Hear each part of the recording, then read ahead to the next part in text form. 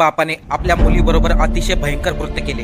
भाऊसाहेब भानुदास बेंद्रे, वय वर्ष 45, यांचे मूळ गाव बीड, पण ते मागील 15 वर्षापासून पुण्याच्या पिंपरी चिंचवड शहरामध्ये राहत होते. घरामध्ये एक मुलगा मुलगी असे यांचे कुटुंब. भाऊसाहेब बेंद्रे यांची पत्नी काही दिवस गावी गेल्यामुळे वडील आणि मुलीबरोबर केले भयंकर कांड. नेमकं काय घडले हे पाहण्या अगोदर आपण आमच्या चॅनलवरती नवीन असाल तर सबस्क्राईब आणि फॉलो नक्की करा. राजश्री बेंद्रे या त्यांच्या गावी पाहुणे एक्सपायर झाल्यामुळे तिकडे गेल्या होत्या. सोमवारी पहाटे ते पुण्यातील पिंपरी मधील आपल्या घरी आल्या.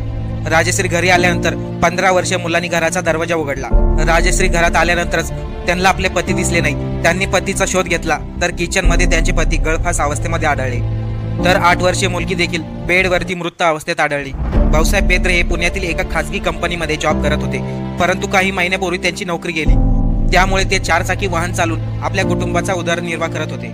परंतु डोक्यावर कर्जही होतं आणि त्यातून पुरेसा पैसा मिळत नव्हता. या त्रासाला कंटाळूनच भाऊसाहेब बेंद्रे यांनी अगोदर मुलीला मारले, त्यानंतर स्वतःला गळफास